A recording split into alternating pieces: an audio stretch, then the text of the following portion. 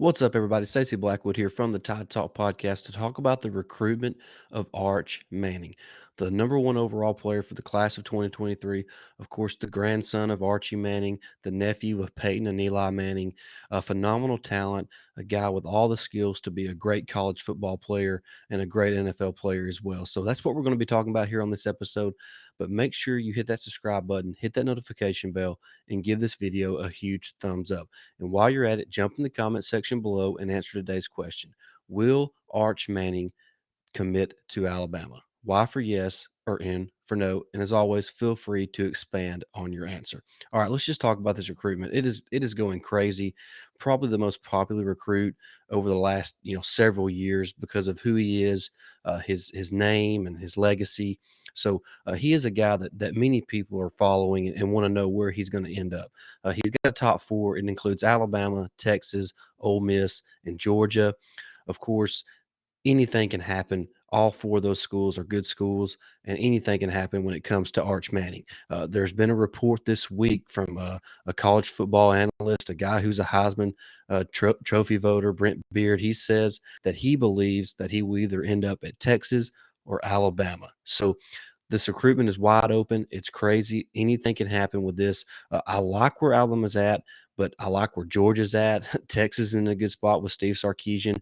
There's a chance that they're going to bring in David Cutcliffe to be an analyst there in Texas. Of course, we all know that Cutcliffe has a long-standing history with the Manning family, so you can't count out those guys. Of course, Ole Miss, that's where Eli played. They have and where Archie, his granddaddy, played. So there is so much going on and so many moving pieces in this recruitment that it could really go any way. Because if you look at what Alabama has to offer, you see what Tua has done, you see what Mac Jones has done, you see Jalen Hurts, now you see Bryce Young winning the Heisman Trophy.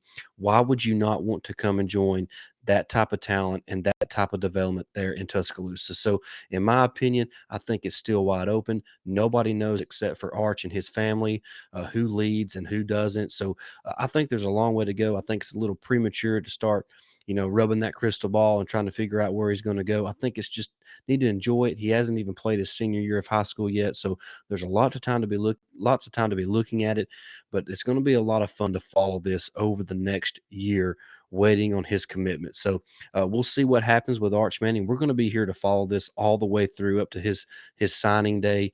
So we're excited to follow and see what happens with Arch Manning. Of course, he is one of the most important prospects over the last couple seasons, not only because of his name, but he is a great player. He is really a five-star talent. Like I said, he's the number one prospect for the class of 2023. So he is a guy that everybody around the nation is watching. So that's something we're going to be watching here at the Tide Talk podcast as well. His recruitment is just now heating up, and it's going to be hot and sizzling until he makes his announcement. And like I said, we're going to be here to cover every bit of it. But I wanted to get this video out to talk a little bit about where I think he stands, because I think it's premature to say that, yeah, these schools lead for him when no, they haven't really gave a clear indication that somebody is leading for his signature. So I think all four of his final four teams are have a good standing. They're in a good place right now. Like I said, he has the legacy of Ole Miss.